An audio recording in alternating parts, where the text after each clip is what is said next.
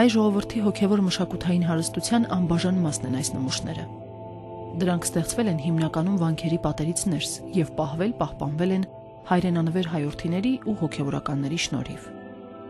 Պատերազմներից ու կոտորածներից փրկված գաղթական հայերն իրենց հետ Էջմիածին էին հասցնում հնագույն ձեռագրեր ու սրբազան մասունքներ։ Չնայած մշտական կողոպուտներին, չնայած խորհրդային կարգերի բռնազավթումներին, այսօր էլ Գանձատունը բավական հարուստ հավաքածու է ներկայացնում այցելուին։ Ամենամեծ հպարտությունը Մայրաթոր Սուրբ Էջմիածնի ձեռագրատան հնագույն մատյաններն են։ Հայաստանի խորհրդայնացումից հետո 1920 թվականին Էջմիածնի ձեռագրերն ազգայնացվեցին եւ դրանց հիման վրա ստեղծվեց Մաշտոցի անվան մատենադարանը, որտեղ այսօր շուրջ 18000 ձեռագիր է պահվում։ Այդ ձեռագրերի ուսումնասիրության շնորհիվ մենք ունեցանք ոչ միայն հոգևոր, այլև գիտական բազում հրատարակություններ։ Մատենադարանը բավականին մոտ է Մայրաթորին, Էջմիածնին եւ մեր վեհափառ հայրապետները հատուկ վերաբերմունք ունեն Մատենադարանի հանդեպ։ Ասեմ, որ Վազգեն վեհափառից սկսած Մատենադարանի նկատմամբ այդ վերաբերմունքը դրսևորեց, որ այն բանում, որ եզակի ձեռագրերը Վազգեն վեհափառը նվիրում էր Մատենադարանի եւ մենք խորին շնորհակալությամբ երախտագիտությամբ ենք լցված։ Նույն բանը շարունակեց Վազգեն վեհափառից հետո Գարեգին առաջինը ձեռագրեր նվիրելով Մատենադարին։ Այդ հիանալի ավանդույթը շարունակեց Գարեգին երկրորդ վեհափառը եւ մենք մեր հավաքածուն հայոց ձեռագրերի հարստացավ շատ արժեքավոր նմուշներով։ Հայաստանի անկախության 20 տարիների ընթացքում Սփյուռքի շատ կտակարարներ շարունակաբար Մայրաթորին արժեքավոր ձեռագրեր են նվիրում։ Դրանց մի մասը համանրում է Էջմիածնի ձեռագրատան հավաքածուն։ Վերջին 10 տարում մի քանի տասնյակ այդպիսի ձեռագիր հանգրվանել է Մայրաթորի ձեռագրատանը։ 23 ձեռագիր նվիրել է սփյուռքահայ բարերարներ Սողոյանների ընտանիքը։ Դրանց մեջ շատ արժեքավոր է Սարգիս Պիծակի ձեռագիրը։ Կիլիկիայի շրջանի 2 շատ արժեքավոր ձեռագիր էլ նվիրել է Լուսահոգի Շահե arczepiskopos Աճեմյանը։ Այժմ Մայրաթորի ձեռագրատանը մոտ 1000 ձեռագիր է պահվում, որոնցից ամենահինը թվագրվում է 1183-ին։ Ձեռագրերը Մայրաթորում հավաքվել են Գևորգ Չորեքչյան կաթողիկոսի գահակալության շրջանից մինչև այժմ։ Գարեգին II-ի գահակալության 12-ամյակի կապակցությամբ Մայրաթորի Գանձատանը նոր ցուցասրահ բացվեց։ Այստեղ տեղ կգտնեն ինչպես նախկինում ցուցադրված, այնպես էլ նոր նմուշները, որոնք ձեռք են բերվել վերջին տարիներին։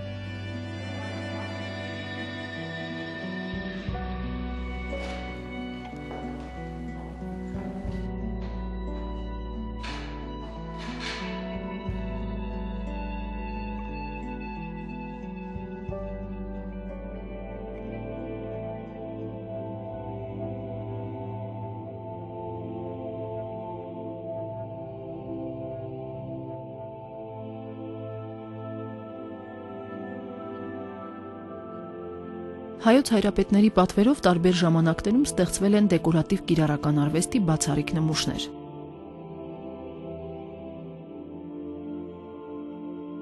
Վազգեն առաջին երջանկահիշատակ կաթողիկոսի պատվերով 1977 թվականին տակավին երիտասարդ մնացական Թամրազյանն սկսեց մեկը մյուսի ետևից ստեղծել ծիսական արարողությունների մաս կազմող ոսկե, արծաթե եւ պղնձե հարյուրավոր առարկաներ։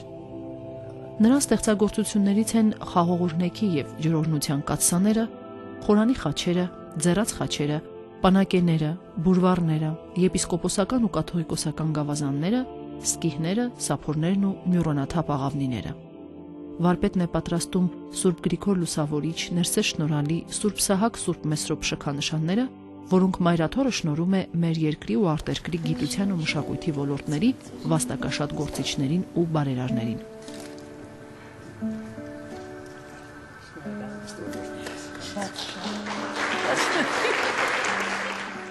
Վարպետի ստեղծագործությունները, որոնք Մայրաթոր Սուրբ Էջմիածինը նվիրել է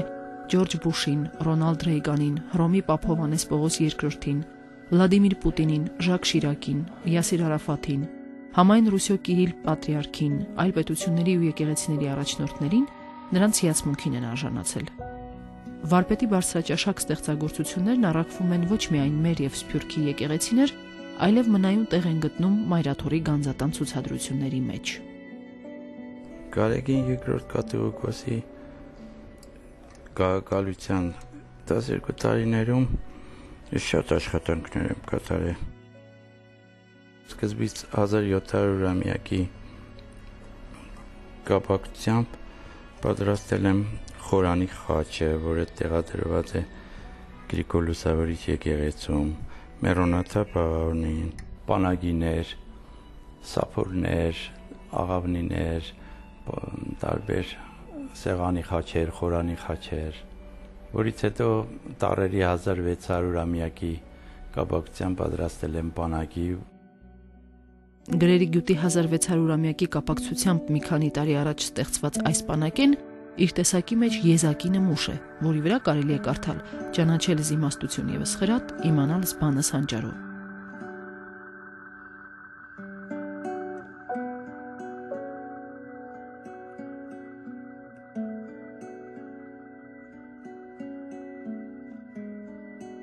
Պատահական չէ, որ սփյուռքահայերը մշակույթի արժեքավոր գործերը մայրաթորին են նվիրաբերում։ Սուրբ Էջմիածինը դիտվում է ազգային մշակութային արժեքների պահապան և մշակութաստեղծ կառույց։ Ավելի քան 100 տարի առաջ Ղրիմյան հայրիկ կաթողիկոսը մայրաթորի տարածքում նախաձեռնեց այս թանգարանային շենքի կառուցումը, սակայն այդպես էլ չտեսավ դրա բացումը։ 1915 թվականի ցեղասպանությունից փրկված և Էջմիածին հասած հայ գաղթականներին նա ապաստան տվեց այս շենքում։ Հիվանդանոցի, այնուհետև զորանոցի վերածված այս շինությունը թանգարան դարձավ միայն Գարեգին II գահակալության տարիներին։ Երբ հռչակավոր նկարիչ Աշիլ Գորկու քույրն իրեն պատկանող նկարները նվիրեց Սուրբ Էջմիածնին, Վեհափարի տնօրինությամբ և Սարգիս Բեդևյանի բարերարությամբ սկսվեց Աշիլ Գորկու անվան թանգարանի շենքի շինարարությունը։ Այս վերջին 4 տարիներում մեր թանգարանը հարստացել է մոտավորապես 65 աշխատանքներով։ Բոլոր նկարները ցույց տալ բավական դժվար է, բայց ես միայն վերջերս ընդամենը 1 ամիս առաջ մենք ստացանք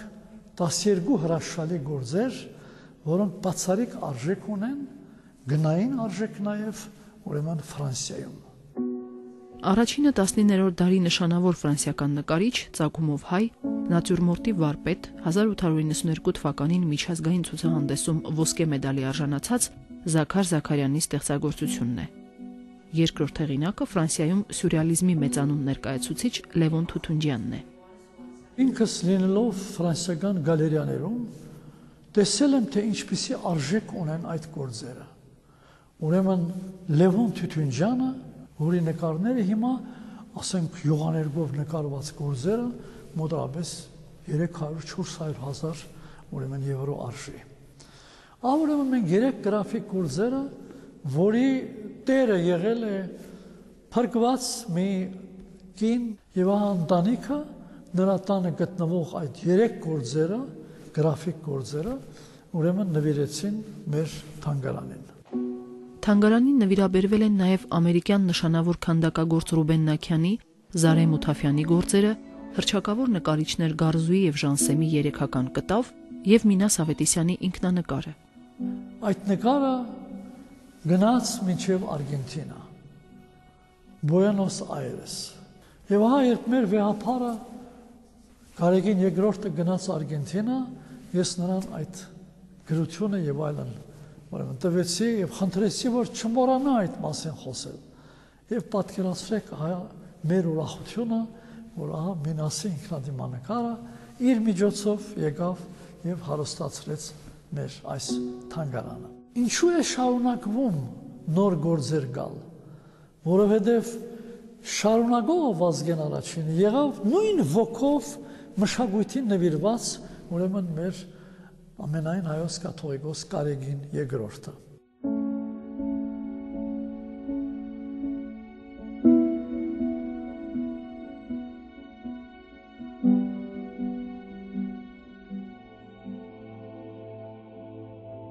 Աշիլ Գորկու անվան թանգարանն իր արժեքավոր հավաքածուով կգա լրացնելու հանրապետությունում գործող արվեստի նշանավոր թանգարանների շարքը։